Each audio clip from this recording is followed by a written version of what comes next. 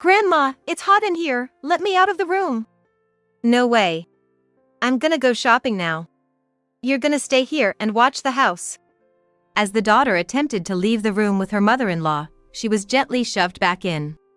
The 5-year-old daughter, who usually attends kindergarten, has to rely on her in-laws on Sundays when work comes up unexpectedly. Thus, the daughter was left in the care of her grandmother-in-law, who, though she took her in, didn't seem inclined to look after her. The room into which the grandmother-in-law pushed the girl was originally used by her husband. Now it's more like a storage room, with nothing suitable for a child to play with. Additionally, it's on the second floor with a large window, making it feel stuffy even with the window open due to the heat. Today, a heat stroke warning was issued, and the sealed room had surpassed 95 degrees Fahrenheit. In such conditions, the grandmother-in-law cheerfully grabs the air conditioner remote. Time to save some energy, she declares without hesitation and presses the button to turn off the air conditioner. She then slams the door shut and blocks it with a pile of magazines so the girl can't leave the room. My name is Alice, I'm 32 years old. I live in an apartment not far from my in-laws' place with my husband, David, who's 3 years older than me, and our 5-year-old daughter, Summer. My father-in-law passed away less than a year after Summer was born. Currently, my mother-in-law and my sister-in-law, April, live together in the in-laws' house. April, in her 20s, lived on her own, but returned home after the death of our father-in-law to take care of her mother. Being close in age, April and I get along like real sisters. Though I have a good relationship with April, and we meet regularly, I can't say the same for my mother-in-law, who is the head of the household. She dotes on her son and daughter, and seems jealous that I stole her son by marrying him. When I was pregnant, her demeanor changed drastically upon learning the baby was a girl. Why is it a girl? I was ready to spoil a boy rotten, but a girl? What a letdown! She exclaimed loud enough for the unborn baby to hear. I was too shocked to respond. At that time, David scolded her, saying, "Mom, why say such things when we're welcoming a new family member?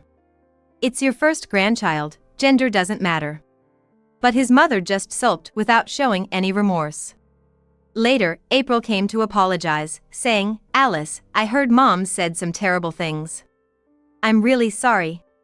Because of such incidents, my mother-in-law treats not only me but also little Summer as a nuisance. David and April try to correct her behavior, but it's been to no avail.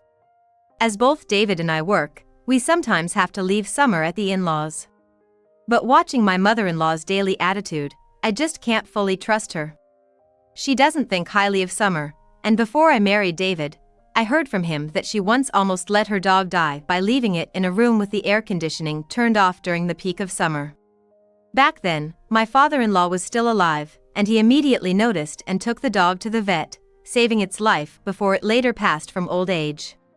Despite being severely scolded by my father-in-law at the time, my mother-in-law didn't seem to be truly remorseful, which is why I can't help but worry that she might inadvertently do something again. Right now, it's the height of summer.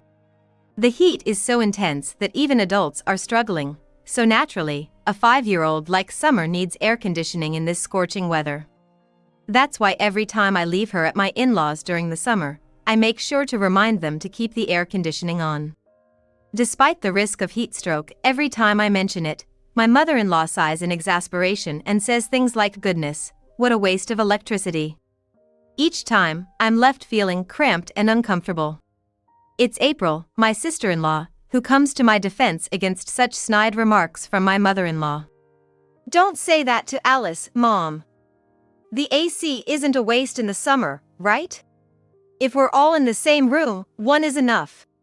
Besides, you leave the electricity on for things you're not even using," she says. "Oh, really?" my mother-in-law responds. "Yes. Just yesterday, you left the TV on without watching it. And after your bath, you left all the lights on in the bathroom and the changing room. If you're gonna preach about saving electricity, you should start with yourself," April points out. I'm aware of my mother-in-law's bad habits, but it seems unlikely they'll ever change. Ignoring her grumbling, I'm grateful to April for gladly looking after Summer. April works a job with little overtime and always steps up to care for Summer. Summer has been attending daycare since she was 3 and isn't frequently left with my in-laws. I try not to rely on them because of my mother-in-law's attitude, but depending on the time of year, David and I often work late, and sometimes we get called into work unexpectedly on weekends. When that happens, and daycare isn't open on Sunday, we have no choice but to ask my in-laws for help. One late July Sunday, both David and I had work commitments and had to go to our respective jobs. David knows my mother-in-law doesn't think kindly of me or Summer and is always considerate. But on this day, we had no choice but to have my mother-in-law look after Summer. "Be good at Grandma's house, okay?" I said to Summer, patting her head after waving David off. "Okay, I understand." She nodded meekly but wouldn't look up at my mother-in-law. She's always been an easy child, but seeing her go into the house, obediently following my words, I couldn't shake off a feeling of unease. I could tell that even at her young age, Summer felt disliked by my mother-in-law, which made me feel sorry for her. "I'm sorry. I'll try to finish work as early as possible and come to pick up Summer. And there's a heat advisory today, so please take care of yourself. Turn on the AC early and stay hydrated. And make sure you drink your tea, Summer," I said. Recently, the temperatures have been exceeding 86 degrees Fahrenheit, but today it was especially hot. With this heat, my mother-in-law should not hesitate to use the AC, but when I stressed it, she clearly showed her annoyance. "I know that. Geez, having to look after that child in this heat. I wish you'd consider my situation a bit," she complained blatantly. "Sorry." I apologized and bowed my head, determined to finish my tasks quickly and pick up Summer as soon as possible before leaving my in-laws' house. But later, I would regret not being more alert to my mother-in-law's attitude. 3 hours after leaving Summer, I finished work and was heading to my in-laws when I received a call on my cell phone. It was from Summer. Before leaving her with my in-laws, I had given her a child's cell phone, just in case. "Hello, Summer?" I answered with a sense of foreboding. "Mommy," came her frail, frightened voice. "Hey, when are you gonna come get me?" "I'm on my way now. I'll be there soon, just wait for me," I reassure her as I walk down the sidewalk. Then, with a voice that seems rushed, Summer says, "Please, come quick." Something feels off. When I ask her what's wrong, she falls silent. As I begin to sweat despite the heat, worried that my mother-in-law might have done something to Summer, she pleads with a tearful voice, "Mommy, help." Realizing this is no small matter, I rush to my in-laws' house without waiting for further details from Summer. Upon arrival, my mother-in-law is nowhere to be seen. Possibly out shopping. But Summer's shoes are at the entrance, she must be inside. She's not on the first floor, so I go upstairs and see a pile of magazines blocking a door. It's the room David used to use when he lived at home. With a bad feeling, I quickly remove the magazines and open the door. Only to be faced with a shocking situation. Sometime later, my mother-in-law returned home in high spirits. It was 3 hours after I had left Summer at their house. However, seeing an ambulance parked in front of the house and someone being carried into it, her expression instantly changed. "What the heck is going on here?" she screamed, running over to us with a look of horror. David had just arrived, so all 3 of us, including Summer, were there. Then my mother-in-law shoved us aside and screamed towards the ambulance. "April! Oh, why, what happened?" Yes, it was April who had just been rushed into the ambulance. Limp and unresponsive to her mother's cries. "Why is it not Summer but April who is in this state?" My mother-in-law, failing to understand, glared at Summer clinging to me. I felt a surge of anger at her attitude, but David stepped forward before I could respond. "So it was your doing, Mom." "Eh? What are you talking about?" She feigned ignorance, looking away. "Don't play dumb. We know you turned off the AC and locked Summer in the room," I pressed. Caught, my mother-in-law seemed to realize her mistake and began to stutter. I had just heard from Summer that my mother-in-law had intentionally locked her in the upstairs room and turned off the AC. The upstairs room gets much hotter than downstairs, reaching over 95 degrees when sealed. She must have known what could happen to a 5-year-old in such conditions. Her actions were beyond mere harassment, and I was horrified. Despite Summer's pleas not to stay in the hot room, my mother-in-law left her there and went out shopping. Fortunately, Summer was safe.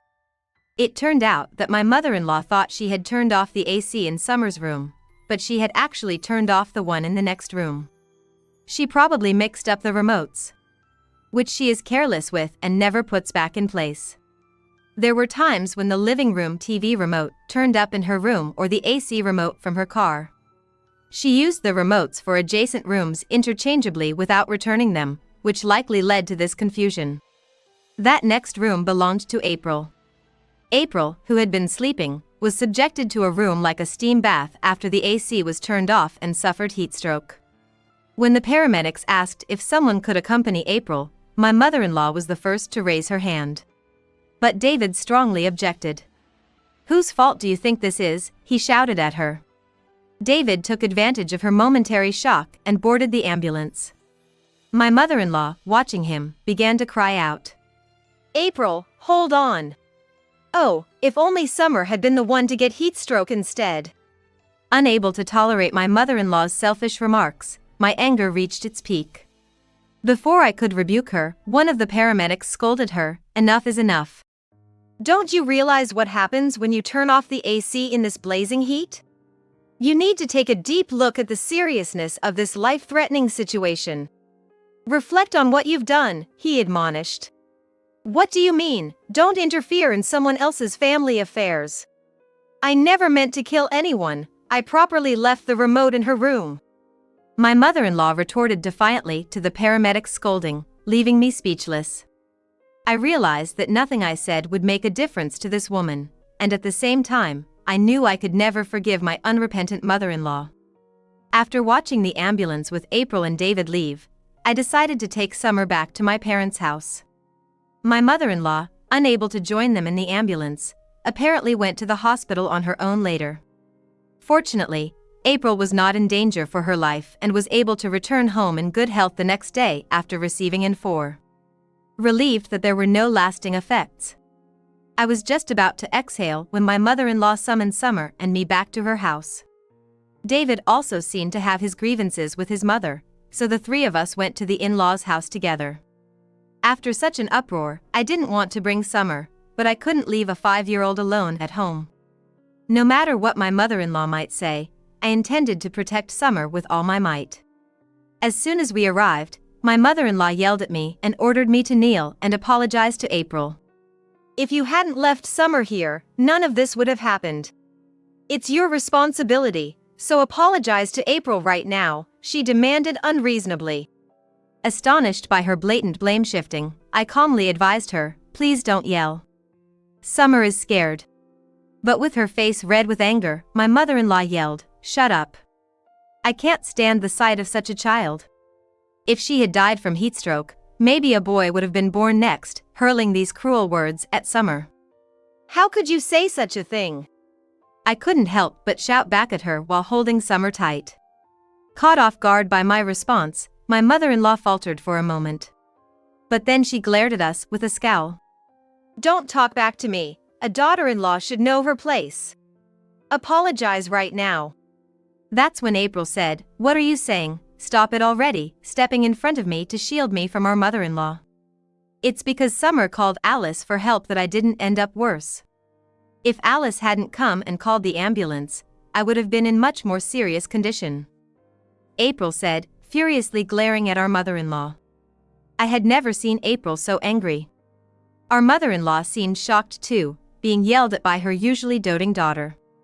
When Summer called me for help, saying she was locked in a room, I rushed over immediately. But after listening to Summer, there were some puzzling points. She mentioned that our mother-in-law pressed something on a remote in front of her, and Summer heard a loud noise from the next room. It was assumed that the remote was used to turn off the AC, but that didn't explain how Summer was comfortably cool in her room. Then, after hearing about the noise from the next room, I had a hunch. Could our mother-in-law have mistakenly turned off the AC in April's room next door? April had said she was off today. Could that noise have been April calling for help? With that thought, even though I felt it might just be my imagination, I instructed Summer. "Summer, press the blue button on the remote." When I arrived at the in-laws' house, I found Summer locked in the room and quickly got her out. In the next room, April was on the floor, her body incredibly hot. While waiting for the ambulance, I gave her water and listened to her story. April said she hadn't been sleeping well due to work lately. She had fallen into a deep sleep because it was her day off on Sunday, but woke up feeling unbearably hot and realized she was suffering from heat stroke. She tried to call for help with her smartphone, which was charging far from her bed, but couldn't move well due to nausea and dizziness. The AC remote, which should have been in her room, was nowhere to be found. She managed to move but collapsed after falling from the bed. The noise Summer heard was the sound of April falling from the bed.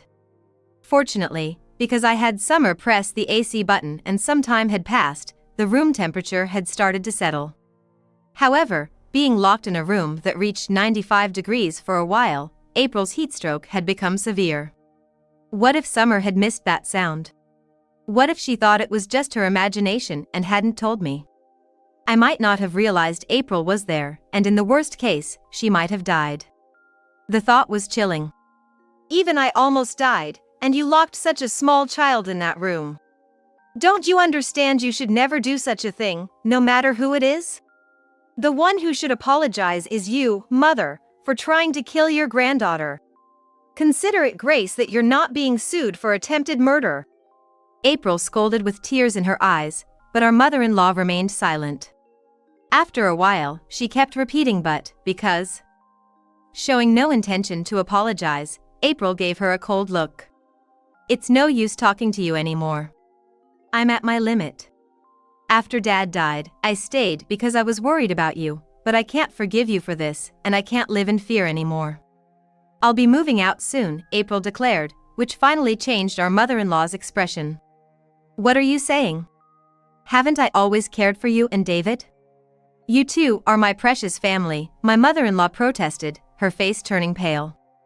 "Who nearly killed that precious family member?" April snapped back at her, but the mother-in-law began to have a hysterical fit, banging on the table. David then said to our mother-in-law, "Family isn't just us. Or are you saying Alice and Summer aren't part of our family?" his voice shaking with anger. To David's question, our mother-in-law snorted defiantly and looked at me with a mocking smile.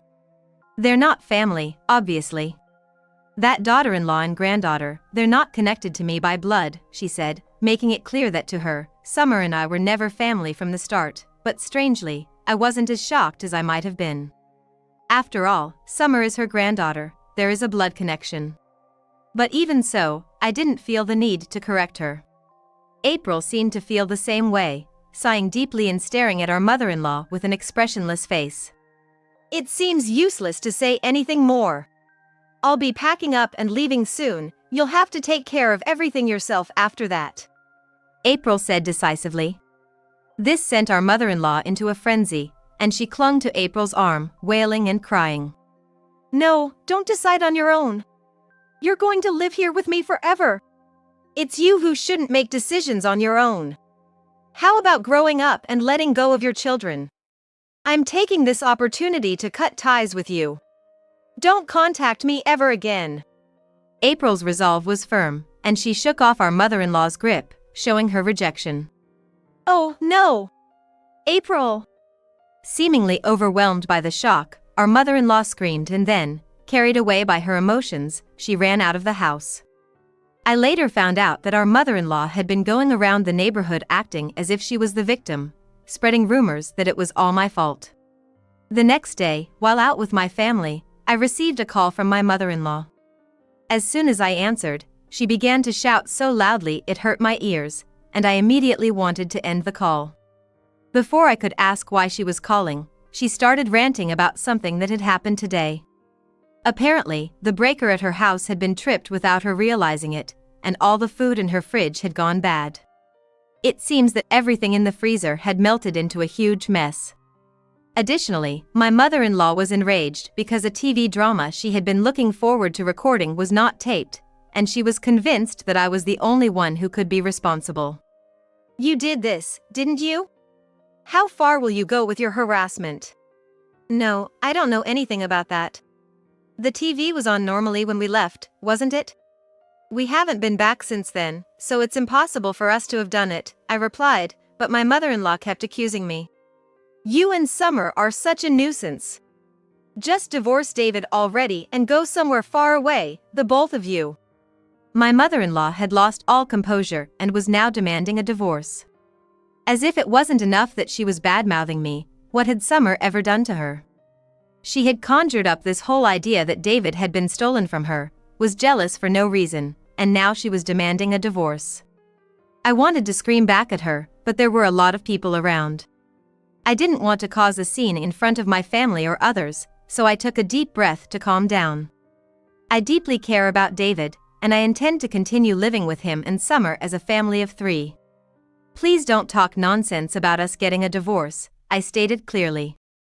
And though you are David's mother, I have no desire to associate with someone who intentionally causes pain to others, I added, asking her not to be involved with us anymore. Still, my mother-in-law continued to scream irrational things, and I was about to hang up when my phone was taken by a hand reaching from the side. It was April who had taken my phone and started talking to our mother-in-law. Hello, Mom? Yes, it's April. Actually, it was me who turned off the breaker. It must have saved on the electricity bill for the night, right? April explained with a smile. What, April, why? My mother-in-law's voice was loud enough to be heard without putting the phone to my ear. She was confused about why April was with me and why she would do something like turning off the house's breaker. Mom, I've told you many times about not leaving the electricity on when you're not using it, haven't I? You always demand others to save but leave it on yourself. Even when I left, the TV and all the lights were on. Didn't I ask you if I should turn everything off because it's wasteful? You said it was okay. So, I turned it off. It saved electricity, so it's all good, right? April said, her face bright with relief. What do you mean? It's not okay. I have to replace all the food now. It's irreplaceable. April, come back home right now. It's fine. You can just buy it again, right? Maybe next time you'll get better ingredients. Mom, you always said saving electricity was more important than human lives, so I was just helping out. Anyway, I don't care anymore, so goodbye. I won't contact you again, but take care. April continued, ignoring our mother-in-law's cries, and ended the call. Sorry for talking so long. She apologized as she handed back my phone, and I shook my head. No, I feel much better now, I replied. It's almost time to board, isn't it? Take care over there. It's still hot these days, so watch your health. I told her as April nodded with a smile. April was moving far away today. Right now, I'm at the airport seeing her off with my family of 3. April had decided long ago to leave the overprotective care of our mother-in-law. The place she chose to move to is far from my mother-in-law's reach. April's face was bright as she embarked on her journey to her new world, and we waved her off with smiles. Since then, we've been keeping in touch with April, updating each other on our lives. She seems to be enjoying life in her new world, living each day with vigor. Shortly after April's departure, we also moved and started a new life in our new home. We didn't give our mother-in-law our new address and blocked her number, cutting off all ties, which has made our life considerably more comfortable. David had also been quite distressed by his mother's smothering love, but being her son, he had never been able to push her away until now. After the recent uproar, he decided it was time to make a clean break. My mother-in-law has become isolated from the community because she deliberately put Summer's life in danger and tried to deceive the neighbors with lies and slander about me. We moved without her knowledge, and since April also left home, my mother-in-law has no one to rely on. She seems to be living a lonely and depressed life, subsisting on my father-in-law's inheritance without any financial power. Whatever path she chooses to walk from here on out is beyond our knowledge. Oh, by the way, April mentioned she wants to come visit soon, I remembered. Just the other day, during a phone call, April invited us to her place, saying that she had settled into her new home and wanted us to visit. Let's use the long weekend next month to go see her. David agreed enthusiastically, and Summer, thrilled at the idea, exclaimed, I want to go. I want to ride on a plane. We're all looking forward to it. When we meet, I plan to tell her that she's going to have a new nephew. From now on, I want us to live a happy life as a family of 4, watching over Summer's growth and welcoming the new baby boy into our lives.